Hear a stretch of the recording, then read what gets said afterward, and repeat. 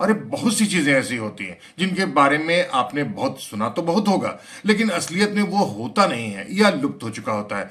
न्याय और वकालत जैसे ही शब्द वही हैं। ये दरअसल नैसर्गिक सिद्धांत के तत्व माने जाते हैं। कहावतों में हमने इनको खूब सुना है, किताबों में तो उनकी भरमार है।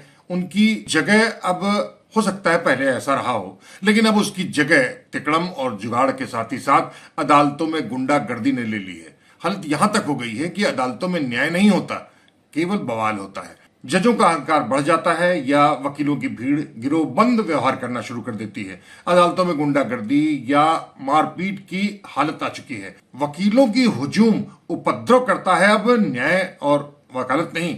यही हालत होती है जब जज भी न्यायाधिकार का दायित्व भूलकर अराजकता पर उतारू हो जाता है। गाजियाबाद में भी तो यही हुआ। मंगलवार को यहाँ के जिला न्यायाधीश अनिल कुमार अदालत में कुछ लोगों को जमानत के मामले पर सुनवाई कर रहे। मामला धोखाधड़ी का था। डासना इलाके में एक एमएलसी की जमीन घेर कर सौदा करने के इस मामले में आरोपियों ने जमीन का 80 लाख रुपए का घोटाला कर लिया था, धोखाधड़ी कर ली थी। इस पूरे मामले में उनकी जमानत पर जिला जज के यहां सुनवाई चल रही थी। उसी दौरान बहस हो गई जज में और वकीलों में। वादी की ओर से अदालत से पहुंचे थे नाहर सिंह यादव। नाहर सिंह यादव गाजियाबाद बार एसोसिएशन के अध्यक्ष रह चुके हैं। सूत्रों के अनुसार नाहर यादव जोर दे रहे थे कि उनका मामला चूंकि बहुत अर्जेंट है, इसलिए उनकी प्राथमिकता के आधार पर सुनवाई कर ली है। लेकिन जिला जज ने साफ मना कर दिया। उन्होंने कहा कि उनके लिए सारे मामले एक जैसे हैं और सबसे बड़ी बात है जिस पर जोर आप दे रहे हैं वो उसकी सुनवाई वो पहले ही कर चुके हैं, ये कहा जिला न्यायाधीश ने। उन्होंने कहा कि अब इसकी सुनवाई कल होगी। इस पर काफी सुनवाई कर चुके थे अनिल कुमार और उसकी सुनवाई कल होने वाली थी, यानी बुधवार को।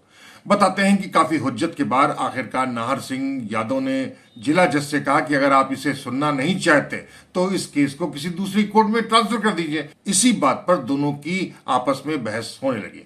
सूत्र बताते हैं कि नाहर सिंह यादव जिला जज से बहुत बुरी तरीके से नाराज हो गए। एक अधिवक्ता ने तो नाम न बताने की शर्त पर बताया कि उस समय नाहर सिंह यादव के साथ करीब 50 वकीलों का एक बड़ा ग्रुप मौजूद था। वकीलों का यह ग्रुप भड़क गया, नारेबाजी होने लगी, तोड़फोड़ शुरू कर दी गई। विवाद भयानक रूप से देखकर जज अनिल कुमार अपने कक्ष में चले गए, लेकिन वकील उनकी कोर्ट में ही मौजूद रहे। तोड़फोड़ शुरू हो गई, जबकि बार संघ के अध्यक्ष दीपक शर्मा का कहना है कि जज ने यह हालत बिगाड़ी है। मौके पर पहुंच गई पुलिस ने उनको बाहर निकालने की कोशिश की, लेकिन वकील हटे नहीं। नाहर सिंह यादव के मुताबिक पुलिस ने वकीलों पर लाठीचार्ज कर उनको दौड़ाकर भाग पीटना शुरू कर दिया, जबकि पुलिस वालों का कहना है कि यह शुरुआत वकीलों ने की थी। बाद में पुलिस वालों ने वकीलों पर कुर्सी फेंकी गई, जिसमें करीब 10 वकील घायल हुए। लेकिन इसी बीच वकीलों ने हंगामा करके कोर्ट रूम के बाद कचहरी पुलिस चौकी को भी फूंक डाला। इसके बाद नाराज वकीलों ने बार सभागार में एक बैठक की। बैठक में नाहर सिंह यादव ने 4 नवंबर से कोर्ट परिसर में अनिश्चितकाल धरने की घोषणा कर दी और जिला जज की शिकायत हाईकोर्ट से करने की बात कही और कहा कि जज को तत्काल यहां से बर्खास्त कर दिया जाए या हटा दिया। नाहर सिंह यादव ने वकीलों और जिला जज के बीच हुए विवाद के मामले में हाई कोर्ट के मुख्य न्यायाधीश को एक शिकायती पत्र भेजा और कहा कि कोर्ट रूम में हुई उस घटना की सीसीटीवी फुटेज सुरक्षित कर लिया जाए और इस पूरे हादसे की जांच प्रशासनिक जज से कराई जाए। साथ ही साथ जिला जज अनिल कुमार का ट्रांसफर किए जाने की भी बात मांग की गई।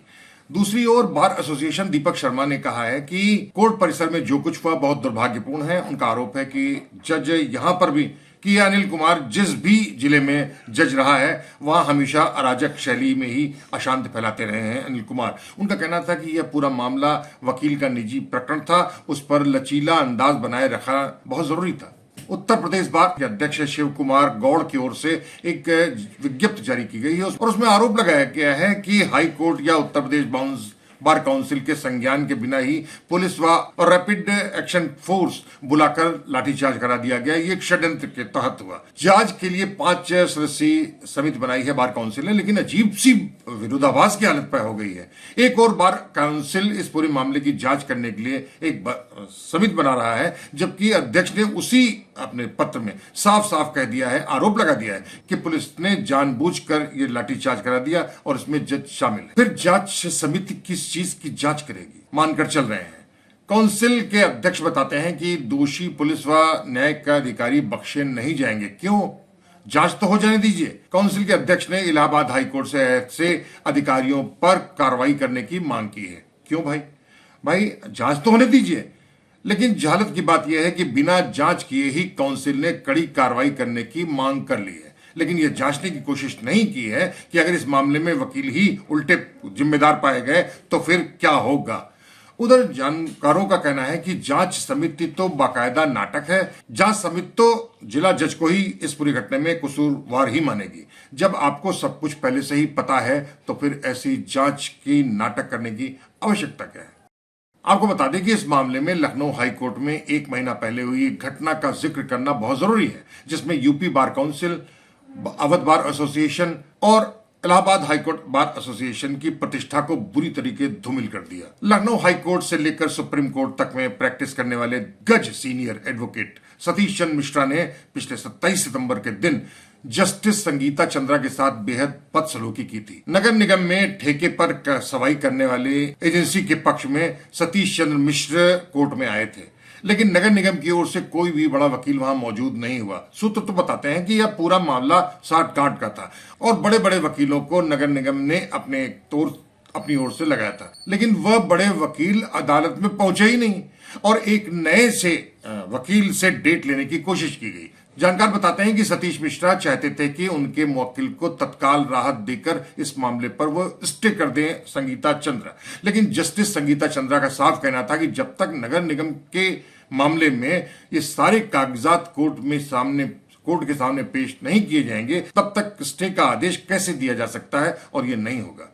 इस पर सतीश चंद्र मिश्रा बहुत तरीके से भड़क गए थे और जस्टिस संगीता चंद्रा को बहुत खूब खरी खोटी सुनाई थी, और यह तब हुआ था जब कोर्ट में 100 से ज्यादा वकील मौजूद थे। और आपको बता दें कि जस्टिस संगीता चंद्रा ने उस पूरे घटना का जिक्र अपने आदेश में बाकायदा दर्ज कर लिया और सतीश चंद्र मिश्रा के खिलाफ कंटेम्प्ट ऑफ कोर्ट की संस्तुति चीफ जस्टिस कार्यालय को भेज दी। गाजियाबाद में मंगलवार को हुई इस घटना की ही तरीके से लखनऊ हाईकोर्ट में संगीता चंद्रा के 7 वकील एकजुट हो गए थे। आनन फानन अवध बार एसोसिएशन ने जस्टिस संगीता चंद्रा की कोर्ट का बहिष्कार करने का आदेश दिया और यहां तक कह दिया, मांग कर ली कि संगीता चंद्रा को जब तक यूपी से बाहर नहीं किया जाएगा उनकी अदालत में कोई भी वकील अपने केस लड़ने नहीं जाएगा, और जो भी वकील उनकी इस बार एसोसिएशन के आदेश का अवहेलना करेगा उसको अवध बार एसोसिएशन दंडित कर देगा।